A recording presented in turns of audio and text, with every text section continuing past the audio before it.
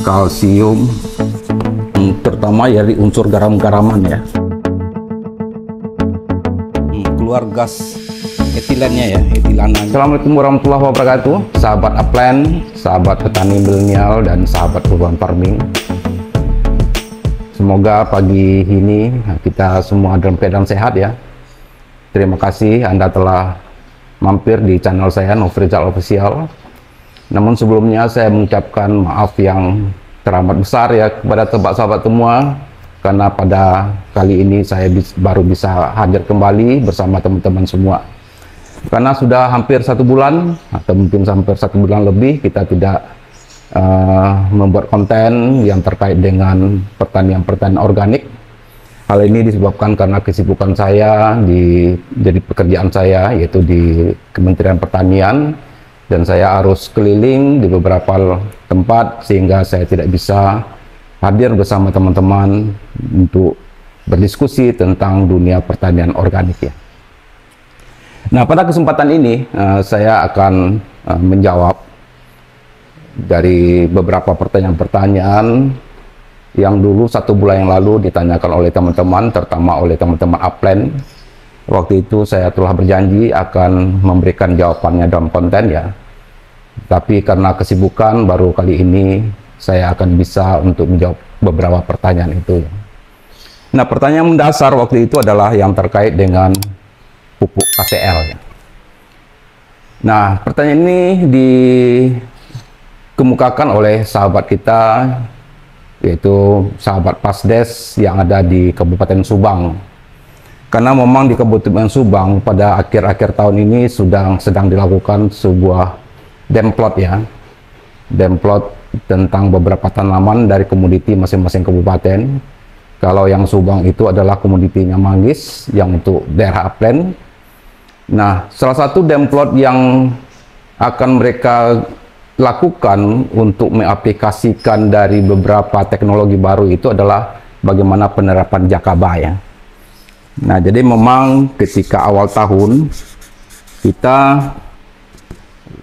sudah melakukan pelatihan yang terkait dengan Jakaba dan Biosaka. Nah, sebagian dari teman-teman ini itu akan mencoba menguji cobakan itu di demplot masing-masing, karena kita di upland memang tiap tahunnya kita selalu menganggarkan ya biaya untuk pelaksanaan demplot untuk masing-masing komoditi ya. Nah, jadi ada beberapa persoalan yang timbul ketika penerapan demplot ini dengan menggunakan Jakaba, yaitu dimana teman-teman itu adalah mempertanyakan apakah Jakaba bisa nggak dibuatkan demplotnya yang terkait dengan tanaman komoditi manggis ya. Bah, kita tahu bahwa manggis adalah bukan tanaman semusim tapi adalah tanaman tahunan, di mana rata-rata tanaman manggis yang ada di Subang itu adalah fasenya adalah fase yang existing, yaitu adalah fase generatif ya. Nah, dari hasil diskusi itu, teman-teman mempertanyakan, Jakaba ini kan hanya mempunyai unsur yang tinggi itu adalah nitrogen N tambah P. Sedangkan untuk K-nya itu rendah. Sementara untuk tanaman tahunan, yang paling dibutuhkan, yang terutama yang existing, yang dibutuhkan itu adalah yang justru yang K dan Ca ya, tambah dengan unsur-unsur mikro. Nah, kalau seandainya Jakaba ini kita uji cobakan di demplot manggis, tentunya ini tidak ada efeknya. Kenapa? Karena PN dan P-nya tinggi, sedangkan K-nya hampir sangat rendah sekali. Sementara yang dibutuhkan di tanaman manggis sekarang ini adalah tanaman-tanaman yang untuk fase-fase generatif, yaitu masa-masa pembuahan. Lalu dipertanyakan apakah kita tidak mungkin membuat pupuk dengan menggunakan Jakaba itu yang namanya pupuk KCL. Nah, jadi ini yang jadi pertanyaan berat ya. Apakah Jakaba bisa nggak kita buat jadi pupuk KCL? Jadi maksudnya adalah pupuk di masa generatif ya. Nah, terus terang bahwa kita sebenarnya tidak akan mungkin ya bisa membuat pupuk KCL dengan menggunakan jakaba, atau kita juga tidak akan mungkin bisa membuat pupuk KCl ini hanya dengan menggunakan unsur yang organik ya. Kenapa? Karena KCl ini dibuat dengan unsur-unsur anorganik. Nah, jadi unsur-unsur anorganik. Jadi bahan dasar dari apa? Dari KCl ini. Jadi KCl ini adalah kalium klorida ya. Jadi KCl ini sebenarnya adalah nama kimia. Itu nama kalsium klorida ya.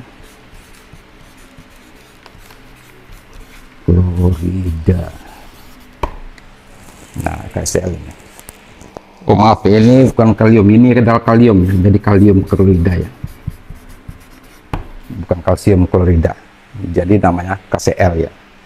Nah, jadi bahan-bahan pembentuk dari KCl ini itu adalah bahan-bahan yang anorganik ya. Jadi bahan-bahan organik dia itu terdiri dari mineral sebenarnya ini. Jadi ini adalah unsur mineral yang terutama dari unsur garam-garaman ya. Nah, dia itu biasanya ada 3 pembentuknya. Yang pertama adalah mineral yang namanya karnalit, kemudian mineral yang namanya sulfite, tambah dengan mineral yang namanya kalium. Nah, ini adalah diurai dari bahan-bahan tambang atau bahan-bahan mineral yang seperti ini. Nah, bahan-bahan tambang ini itu tidak dihasilkan di negara kita ya. Jadi ini adalah dihasilkan dari beberapa negara yang sebenarnya semuanya ini adalah kita impor ya. Karena di negara kita belum ada satupun yang membuat ini. Karena unsur mineral yang seperti ini itu sedikit sekali terdapat di negara kita ya. Nah, biasanya yang negara-negara yang penghasil ini itu adalah negara-negara Kanada. Jadi tidak salah saya Kanada, apalagi ya, kemudian Jerman juga punya ini, kemudian Israel ya juga memiliki ini, kemudian Cina. Nah, jadi kalau seandainya ada teman-teman yang komplain ya, kenapa kita pupuk KCl aja harus impor? Ya jelas memang karena kita harus impor karena bahan bakunya tidak terdapat di negara kita ya. Karena ini adalah unsur mineral esensial yang tidak sedikit sekali ada di negara kita ya. Nah, terutama kalau kita lihat Israel ya, karena dia itu mineral, biasanya Israel itu betul mempertahankan negara wilayahnya itu karena dia mempertahankan adalah salah satunya adalah pupuk KCl ini ya. Karena sumber utama dari mineral yang mereka dapatkan itu dari laut mati. Dari laut mati itu adalah kaya sekali untuk unsur KCl ini. Nah, jadi hanya beberapa negara ini saja yang akan bisa memiliki ini ya. Termasuk di sini juga Rusia ya. Sebenarnya yang paling besar itu juga Rusia, tapi Rusia sekarang ini dalam kondisi perang, maka biasanya unsur-unsur ini mereka lebih banyak gunakan untuk amunisi perang mereka ya, ketimbang mereka menjadikan dia pupuk ya. Sehingga memang yang terjadi itu sekarang ini adalah pupuk akan menjadi langka ya. Nah, jadi kita lupakan saja kita akan bisa membuat pupuk KCl ya. Karena ini butuh proses larutan yang panjang dengan teknologi yang sangat modern ya. Sehingga pupuk KCl itu dibuat ya. Jadi wajar pupuk KCl itu adalah pupuk yang termahal dari seluruh pupuk, 7 jenis pupuk yang ada dalam dunia pertanian kita ya. Nah, lalu sekarang bagaimana upaya kita agar tanpa KCl kita bisa tetap berproduksi untuk beberapa komoditi pertanian kita. Pertama adalah komoditi yang sifatnya adalah tanaman tahunan seperti manggis ini ya. Ini manggis tadi ya. Nah, apakah mungkin bisa lakukannya? Jawabnya pasti mungkin ya. Karena dulu nenek moyang kita pun tanpa ada pupuk KCl dia pun juga tetap bisa menanam ya. Nah, untuk itu yang perlu kita pahami bahwa kalau untuk fase-fase generatif kita harus tahu unsur apa yang dibutuhkan oleh tanamannya. Nah, pada prinsipnya unsur yang paling dibutuhkan tanaman ketika dia fase generatif ini Yaitu adalah yang penting adalah unsur P, kemudian unsur K, dan kemudian unsur Ca. Nah, tapi sebenarnya pun juga dalam masa generatif pun tanaman itu juga mempunyai unsur N, tapi dalam jumlah yang kecil. Tapi yang harus tinggi itu adalah unsur K dan unsur Ca ini ya. Nah, termasuk juga adalah beberapa unsur mikro seperti seng, kemudian mangan, kemudian beberapa unsur-unsur lain ya, yang baron dan sebagainya itu yang dibutuhkan oleh tanaman ketika masa-masa generatif ini ya. Nah, untuk itu kita akan mencoba memodifikasi bagaimana unsur yang telah ada yang dalam Jakaba itu kita tingkatkan unsur haranya itu dengan P yang tinggi. Kalau di Jakaba kan sudah ada N dan P-nya ya, P-nya juga lumayan tinggi. Yang mungkin yang akan kita kejar itu adalah K-nya, kemudian adalah kalsiumnya. Bagaimana kita akan menambahkan dalam Jakaba itu unsur K dan unsur kalsium ini, plus dengan beberapa unsur-unsur mikro yang nanti akan bisa mempercepat proses pertumbuhan, pembungaan, pembuahan, sampai nanti pematangan dari buah yang akan kita tanam tadi itu. Nah, beberapa waktu yang lalu saya telah sering membuat konten kepada teman-teman semua bahwa ketika saya mengaplikasikan Jakaba, saya tetap menambahkan namanya sabut kelapa. Jadi mungkin di beberapa konten saya mungkin teman-teman sudah lihat ya. Nah, guna saya adalah agar menyimbangkan antara N, P, dan K ini, karena di sabut kelapa itu memiliki unsur kalium yang juga lumayan tinggi. Nah, tapi ketika kita mencoba mengembangbiakkan Jakaba, di samping kita nanti akan kasih air leri atau air tepung untuk unsur karbohidratnya, lalu kita juga tambahkan dengan sabut kelapa dengan harapan bahwa sabut kelapa nanti bisa diurai ketika proses dari pengembangan biakan Jakaba itu. Nah, jadi rata-rata Jakaba yang saya buat itu sudah mengandung unsur N, P, dan K yang lumayan tinggi. Jadi sudah lengkap. Karena apa? Karena sudah ada unsur kelapa ya. Nah, walaupun kita tidak bisa memastikan ya berapa unsur dari sabut kelapa itu yang bisa diserap dalam proses pengembangbiakan Jakaba tersebut ya. Nah, yang belum ada dalam proses Jakaba itu adalah proses penambahan kalsium. Nah, ini yang belum ada, karena kalsium pun juga dibutuhkan pada masa-masa generatif ini, yaitu adalah dalam membantu pembungaan dan pembuahan dan membutuhkan rasa dalam sebuah tanaman kita. Itu terutama adalah untuk tanaman tahunan atau tanaman manggis contohnya ya. Nah, untuk itu dari Jakaba yang sudah kita modifikasi, yang sudah mempunyai NPK ini, maka kita harus menambahkan unsur namanya kalsium ini. Makanya upaya kita yang pertama itu adalah mencari zat apa saja yang ada dalam tanaman atau dalam apapun yang memiliki unsur kalsium, sehingga nanti kita akan tambahkan ke dalam Jakaba kita ini, sehingga Jakaba kita itu betul-betul nanti akan bisa menjadikan dia sebagai pupuk fase generatif. Ya, kita sebutlah semisal pupuk KCL, walaupun KCL itu tidak akan mungkin kita buat secara organik, karena proses pembuatan KCL adalah proses yang anorganik. Nah, salah satu upaya yang harus kita lakukan adalah kita mencari unsur yang paling tinggi kalsium itu adalah, diantaranya adalah salah satu yang paling biasanya populer dalam dunia pertanian itu adalah cangkang telur. Cangkang telur. Nah, cangkang telur ini memiliki 94% kalsium per 100 gramnya. Nah, jadi adalah unsur yang sangat tinggi. Nah, cuma yang jadi masalah dalam cangkang telur yang ada kalsium ini itu tidak bisa langsung terurai dengan mudah ya. Jadi kalau seandainya kita nanti akan telur kita haluskan, kita tumbuh halus, kemudian kita sebar ke tanaman, itu belum tentu tanaman kita akan bisa langsung mengambil kalsium di sini. Karena butuh penguraian lagi menjadi proses yang lebih sederhana sehingga bisa dapat diserap oleh tanaman kita ya. Nah, salah satu caranya kita haruslah mengambil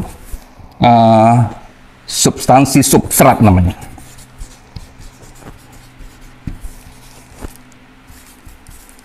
Jadi hanya kita mengambil unsur esensial yang ada dalam ini, dalam yang terdapat di telur, di cangkang telur ini.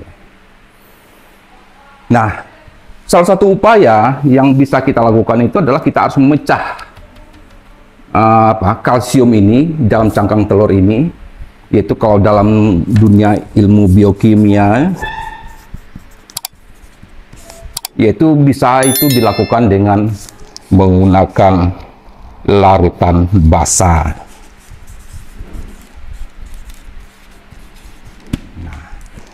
Memang ketika saya menyampaikan bahwa kalsium dipecah dengan dengan larutan basa, banyak yang komplain ya.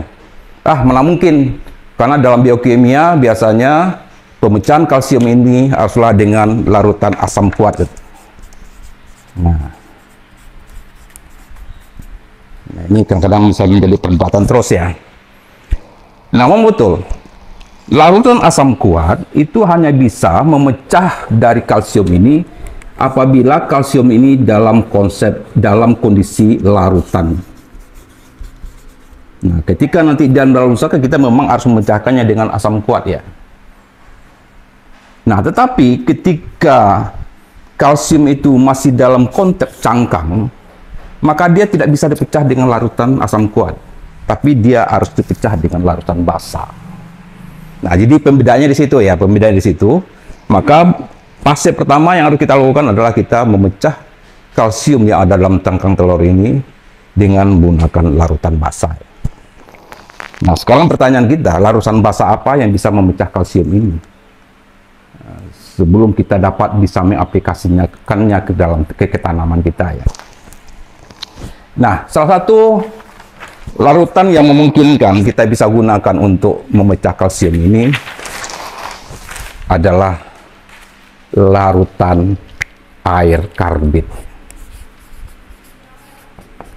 Salah satunya. Jadi di sini karbit ini kalau dalam rumus kimianya adalah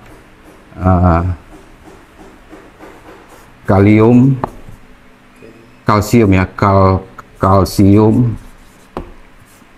karbida.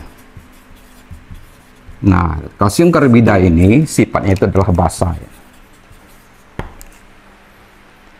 Nah, karbit ini untuk bisa larutan harus kita urai dulu dia, campur dulu dengan air dia. Jadi karbit tambah air.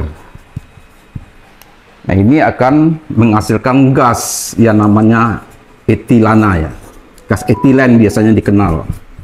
Biasanya gas etilen ini adalah biasanya digunakan untuk meratakan pematangan buah-buahan. Biasanya kalau kita pergi ke tukang buah, biasanya di bawah buah itu, di bawah tong-tong peti buah itu adalah dikasihnya adalah karbit ini. Gunanya agar gas etilen ini bisa memeratakan dari seluruh buah-buah yang ada di sekitarnya itu menggunakan ini. Jadi kalau kita lihat yang rumusnya itu adalah karbit itu adalah C2 tambah air H2O. Jadi ini akan berubah menjadi C2H4. Karena H4 ini adalah merupakan etilen, gas etilen. Nah, kalau ditambahkan dengan cangkang telur yang sifatnya kalsium, dia akan berubah menjadi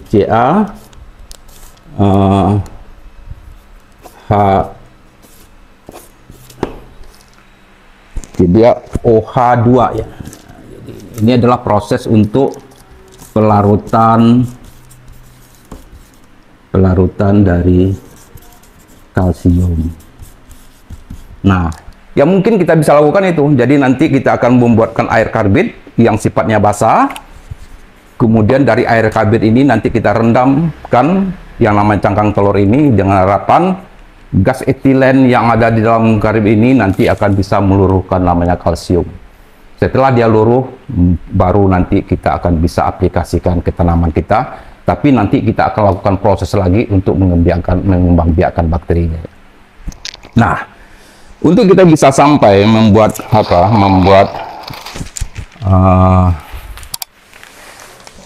pupuk yang semisal KCL itu, maka ada beberapa proses. Pertama, kita ingin tahu membuat dulu bahannya ya.